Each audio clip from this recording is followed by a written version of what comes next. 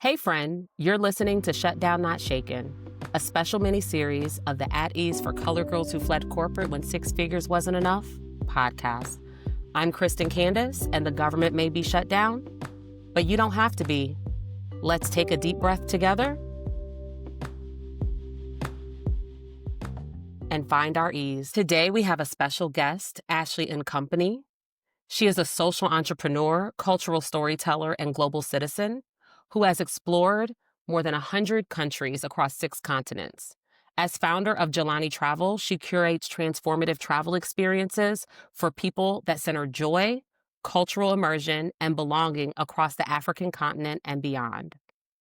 Driven by the vision of a world where Black people can effortlessly love themselves, Ashley's work is grounded in the belief that travel is a powerful tool for healing, identity, and self-affirmation. Through Jelani Travel and its nonprofit arm, Jelani Gives, she creates pathways for people to explore the world and embrace their cultural wealth, while also expanding access for youth through passport funding and global service learning programs. Through Jelani Travel and its nonprofit arm, Jelani Gives, she creates pathways for people to explore the world and embrace their cultural wealth, while also expanding access for youth through passport funding and global service learning programs. Ashley is also a sought-after speaker known for delivering compelling talks on Black identity, Africa tourism, cultural competence, and women in leadership. Her mission is clear: to help Black people reimagine their greatness by embracing their roots, their stories, and their power. Welcome, Ashley. How are you? Hey, I'm good. I am so happy to have you here. Thank you for joining us. Is there anything else you would like to share about yourself with our listeners before we dive in? I guess that I am working on a travel series that'll be coming out soon. So just to make sure that they follow me on Instagram at Ashley and Company underscore. That'll be very relevant to the conversation that we're having today. So I'm really excited about that travel series. Nice. I'm excited about that as well. And I should also note that I have traveled with Ashley before, many times, actually. I was on her very first trip back in 2015. Well, her first trip for adults back in 2015. So I'm really happy to have you here. I know how transformative the experiences that you cultivate have been for me, and hopefully we can empower some other people through this conversation. So how do you see travel helping Black women rediscover who they are outside of their roles and expectations that often tend to define them both at home and at work? You know, Black women, we're the caretakers, the nurturers, the givers of all the things. And so sometimes, we feel depleted. And I feel like with travel, it really kind of restores us, if anything, just for a moment, even if it's just like putting distance in between who we've been told we have to be or who we even believe we have to be, to just showing up as ourselves more authentically and just with that freedom of not having to think or be on. You know, I think that really helps kind of rediscover who we are. Could you name like a moment or something that you've witnessed with women traveling where you knew that what you were offering was more than about travel? Like the moment that you knew or you saw something that was like, oh, I'm offering rest, I'm offering real liberation.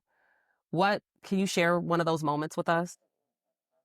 Oh, yeah, I'm an emotional person, so, That's okay. there's been times where I've literally just busted out in tears in the middle of a trip, not where somebody was actually, like, in the middle of being on the trip in the day, but, like, maybe decompressing that evening, and I'm just thinking about just all of the transformation that I was seeing from just the conversations. But sometimes it's, I'm always trying to just see how everybody's doing. And especially earlier on when I was physically on all the trips, I would really just be observing. And I've seen it's the conversations that I've heard with women talking to each other who don't know each other, when they're realizing they're not the only one who's dealing with a certain problem, and that sense of relief of just kind of meeting someone else who's been through whatever they've been through. And you could see the gratefulness that when they realize, like, I'm so glad I'm here. I'm so glad I made this connection. I'm so glad I'm having this conversation and I don't have to kind of hold back because I'm on this vacation and I put this distance between what's going on at home and what the world told me to be, and I'm just able to have this conversation, and there's another Black woman who's going through the same thing, so that feels even more affirming. And just literally me being outside looking in, observing this has been beautiful. Those same type of situations have shown up where somebody might go off in a corner and they're just like reflecting, and they're not sad, they're just so deeply moved about what they're seeing and what they're experiencing that they just need a moment. I've seen people get overwhelmed with joy, literally, and that's been really beautiful. And then when I'm thinking about that stuff, when I'm back in my room, it makes me cry, get emotional, because it's been a really beautiful journey. And it's a difficult journey, being an entrepreneur, but it's a lot of times like those times that I think about that just kind of helps keeps me going. So the main ways that I've observed it would probably be just the overwhelm of emotion and quietness. I've seen people like shed quiet tears at a table, but also I don't want to sleep on just like pure joy and laughter, like the way in which, I mean, from singing to the top of their lungs on a bus or in the middle of a desert, at night, just so many beautiful moments where I know that there's something shifting. And then there's also been times where I've just completely asked them because we like to reflect on some of the experiences, maybe at the end of the day, or it might actually be intertwined in the actual experience. Like in Ghana, when we go to Cape Coast and experience the slave dungeons, that's something that is very sobering and somber, and but it's also freeing, and they get to feel all these feelings, and a part of facilitating that so they don't just hold it all in or feel one way is to be able to reflect. And we would do that on the beach very intentionally. And so when you're asking those questions or when you're setting the tone to kind of give permission to talk about how you're feeling and share it with others, they've just directly said, like, this has been life changing. I'll never be the same. I even have some people on videos literally saying things like that. Yeah, so I hear you saying a couple of things. One, I hear you saying community, right? That community is being created even when people are coming together on trips who may not have known each other before. And that really speaks to our shared experiences as Black women across the diaspora, right? But I also, when you talk about particularly the trip in Ghana, so let me rewind. On a previous episode, I don't know what number I'm on at this point, but on a previous episode, I talked about real life superpowers. That's my favorite one with the boys. Yes, Oh, it was yes. so good. It was so Thank good. you. But remembering, I know that when you started that trip, right? And to be clear, that was your very first trip, right? That you ever did before Jelani Travel, before Jelani Women, when it was Jelani Girls, right? That's correct. That was the very first trip that you did. I know that you could not have imagined all these years later that we would, and I mean like as a country, I don't know if I want to be affiliated in this we, but that's what's coming up for me right now, would be literally trying to erase history, right? And strip history. And so even when we talk about that, remembering those women who you've facilitated this experience for, who are saying they'll never forget, even in like beyond their presence of mind, but how they felt, how their bodies felt being in those spaces. And it speaks to how much of a superpower that is, especially in a time like this when we're being told to forget. Mhm. I think that's really powerful. I also want to point out joy, which is something I've really struggled with when things are not great. Like I've Yeah. felt guilty for being happy or laughing or experiencing joy. And it was in talking to a friend who convinced me to pick this podcast back up when she said, like, it actually is revolutionary to laugh, to have joy, to push back on the fear and chaos that's being created what are we creating in response? So thank you. Thank you for facilitating that in people who are experiencing a lot of turmoil right now. And I'm hoping that they're able to look back on those times and remember. Yeah. Thank you. Thank you for always helping me remember the work that I'm doing and why it's important and why, I have to continue. Yeah. And I had to even remind myself, and if I'm being honest, in asking you to come on here. And is travel important right now?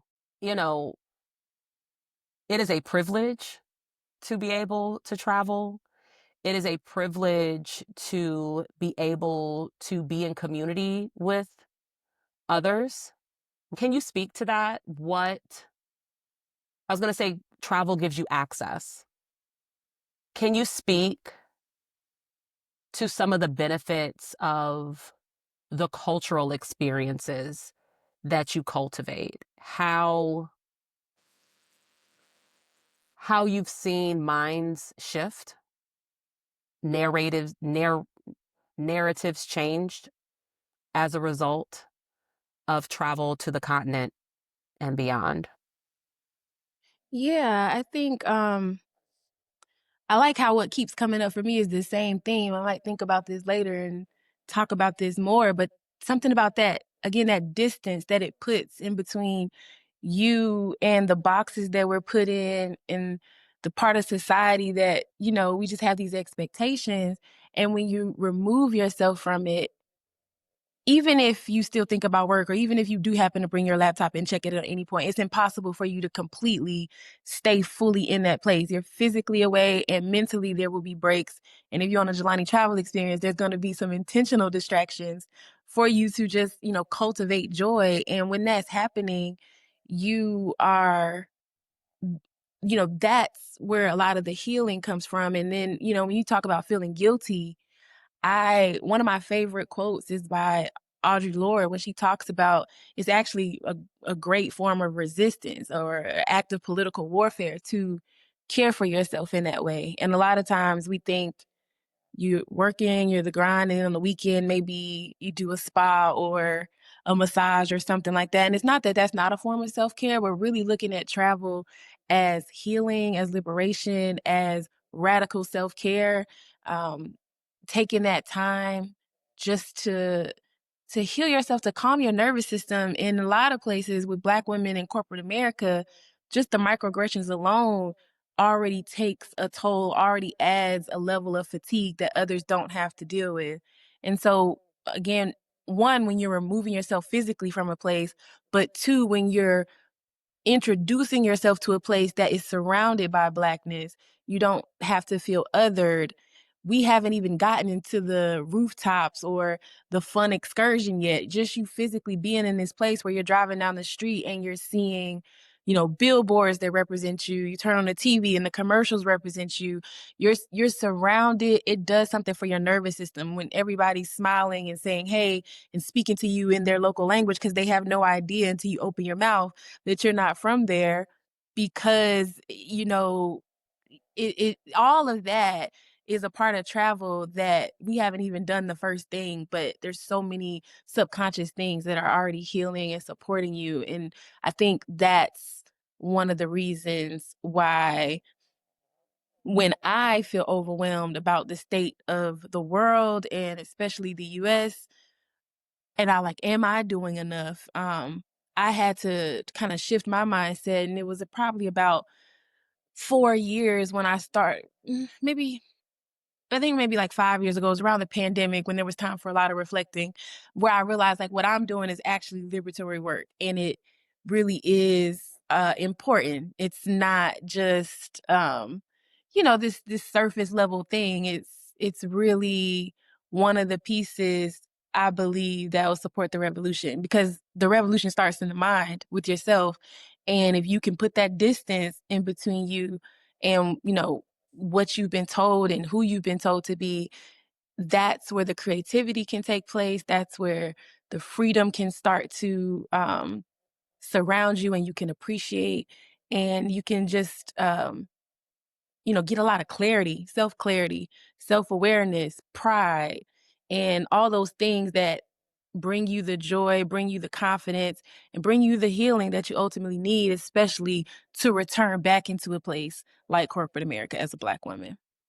What I hear you saying is creating some mental space, which, I think about how many people need that right now. And sometimes travel is the only way they're going to get it. Or what advice would you have for women who really would like to travel, but right now they might be navigating tough financial or life circumstances? How can they travel? How can it still be accessible or meaningful, maybe in smaller ways? The first thing as you were saying that, it popped in my head. It doesn't feel like the right answer, but I'm just gonna share it. It was to read and, like, not just feel like it has to be some self-help and I just gotta check every box, but, I think you even mentioned you were starting to read more fiction, and I love that when you said that because we get to imagine and live in a fanciful world, and reading can do that for you. I mean, it creates all these characters. It just takes you to new planets, new galaxies, wherever, between what's on the text and what you wanna imagine for yourself in just interpreting the text.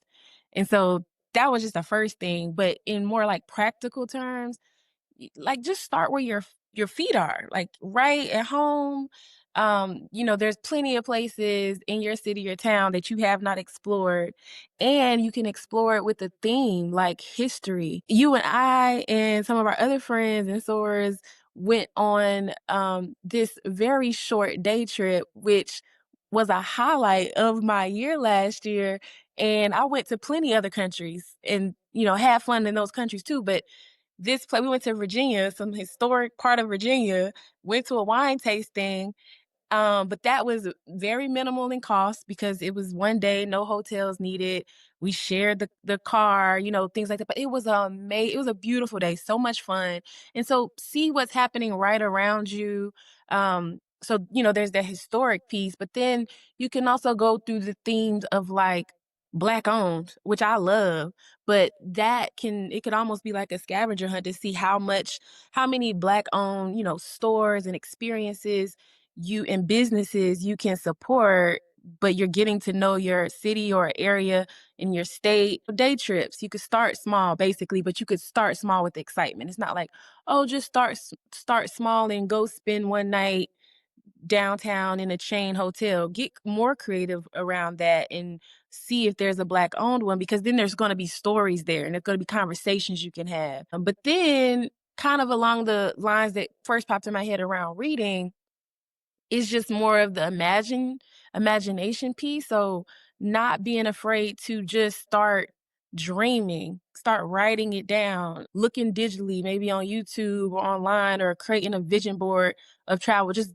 literally getting started in that process because I've been to over 100 countries, and that's still something I do, and I get very excited about it. So, I'll even if it's just as simple as writing down which I literally will do. I get excited about it so much all the time. So probably around like last month I did it. So sometime between Q2 and Q3, I'll just naturally start thinking, where am I going next year? And I'll start writing it down. And then I love looking back at the years before, like, oh, I didn't make it. I didn't go to those places I thought I was gonna go, but I'm going this year. Or when I look back a few years, I'm like, I didn't go that year or that year, but look, I did end up going to Colombia that year. That's all part of it. It's all part of it. So those are some of the things I would think about. I love that. You talked about the stories around some of the themes that you mentioned, historic themes, Black owned themes, and you said there's going to be stories. And that is so true because even when we took that trip, right, it was very clear that he had a script for a certain group of people. And then, it came to us and it's like, well, here's the history of these wineries, but let's talk about the Black history in it, right? Let's talk about the Black winemakers. Let's talk Mhm, about the Black folks who made Virginia wine country possible. And I was like, I had no idea. mhm. I've lived in Virginia in this area for a long time and would have never known. So it was a surprise. I would say, in taking that journey. Thank you for reminding me of that. That was so much Mhm. fun. That was so much fun. But yeah, you don't know what stories await you. Can you talk a bit about how your traveling experience has changed over time? Like, the way that you travel today looks very different than the Ve way that you traveled when you first started out. And not good or bad, it's just all different because those early experiences have led you to where you are and may provide, I don't know, some breadcrumbs for women who maybe they're already taking the day trips. Maybe they're already exploring their city and reading, they might be ready to do a little more, like take a next step. Maybe they're not ready for the big trip with Uh-huh. 20 people, right? But let's say they want to start small. Can you talk about what that journey has been like for you and that evolution? Absolutely. So, when I first started, and if you're listening and you're first starting, your number one thing on your mind is probably safety, especially if it's just you or maybe just you and one other person and you don't have a lot of experience traveling. We all have to start somewhere, and the best thing to do is just start because obviously that's all I did, and then I just kept going. But when I did that, I was worried, like, will I have enough money?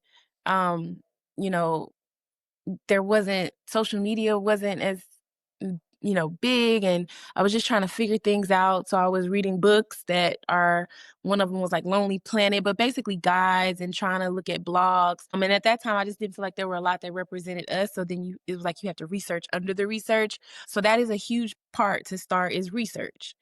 And depending, you might be starting small out of fear, or you might be starting small out of financial barriers, or it might be both. If it's not a financial barrier and it's more just fear of the unknown, then research is important in either case. But if you can afford getting support, like even with one of our services, I offer travel consultations. So it's going to get you the information a lot faster without you having to try to figure it out. But some people like the idea of all the research. And so, again, if there's no financial barrier, or even if there is, you can research on your own. There's so many resources out there.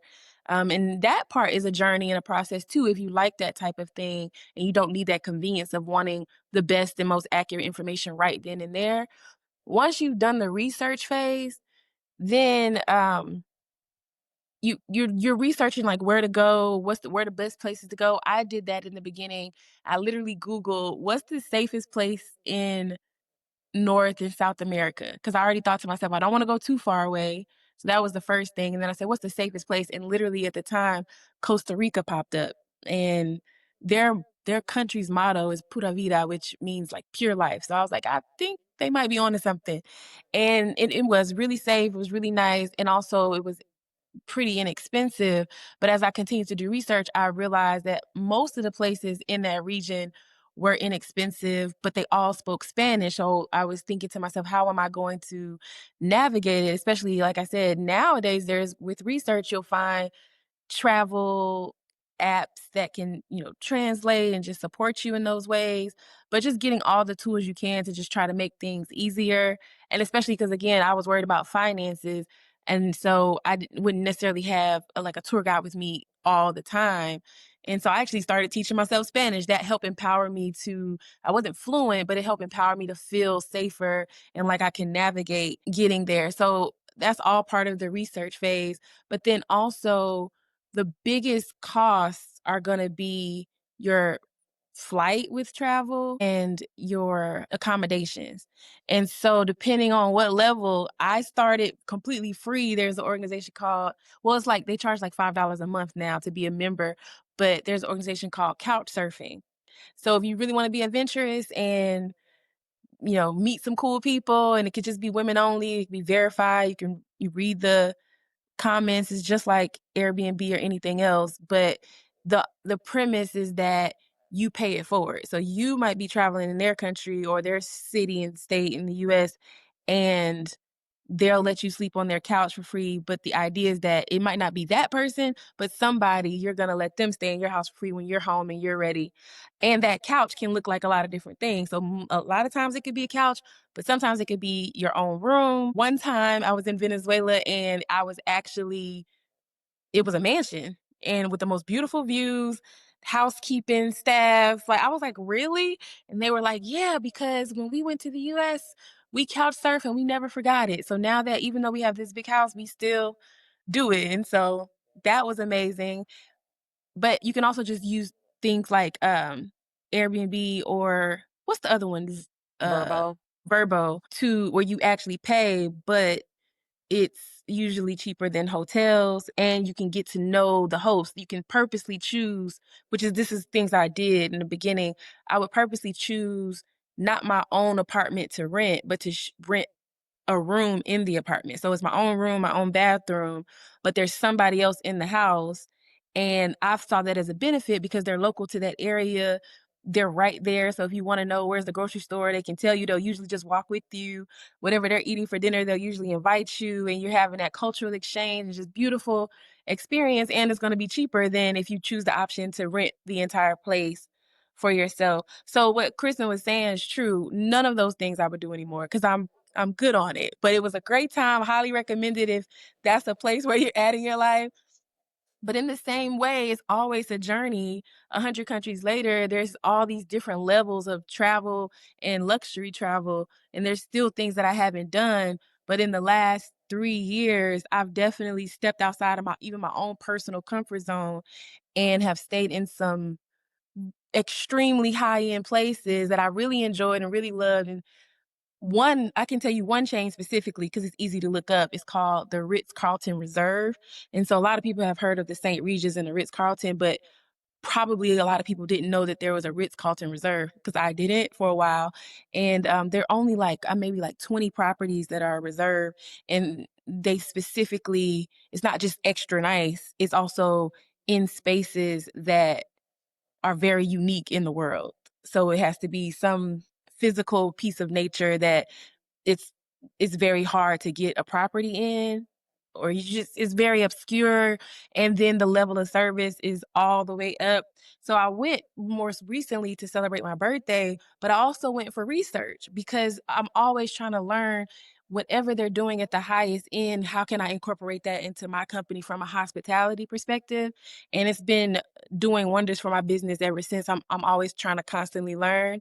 But then also sometimes I'll get that special custom client for a honeymoon or something like that, and then I can recommend exactly where they should go because 'cause I've done it. So, yeah, there's so many different levels to travel, anywhere in between. As long as you are going somewhere, you're gonna be experiencing something new, learning something new, and I just highly recommend do not wait until you feel like you have X amount of money to do whatever you think should be travel should look like or whatever you're seeing on social media. Because really you just need to expand your search. There's somebody on social media who can show you them doing it maybe even with a lot less than what you have, but they got creative. You're either gonna spend more time in research or more money for convenience, but whatever part of the spectrum you're on, there's an opportunity for you to go now and do something different, and there's always gonna be opportunity for you to do something different later. Thank you. I love that, and I think, it's also a reminder of, like, this is wherever you are now doesn't mean this is where you will always be. So if it's starting where you are, if it's starting in a book today, it doesn't mean that it won't be international travel in a year or two. The one thing that's constant is change.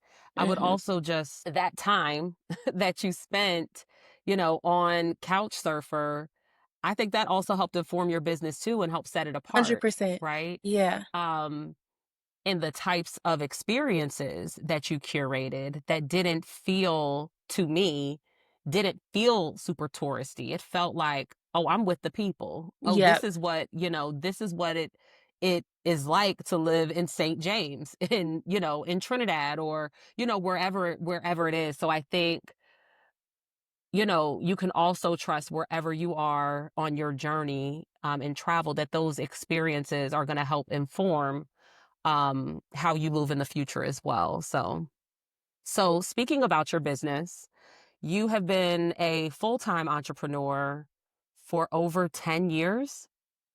Is that right? Yeah, And then I'm trying to do the math. it's getting close to 13. Okay. Yeah, which is congratulations Thank you. because that is amazing. Thank you for listening to part 1 of my conversation with Jelani Travel founder Ashley and Company. Join us tomorrow for part 2 as we will dive into more of her entrepreneurial journey and she will share some advice that she has for Black women who are navigating uncertain times. Take care of yourself, take care of each other, and if the government is still shut down, I will see you tomorrow.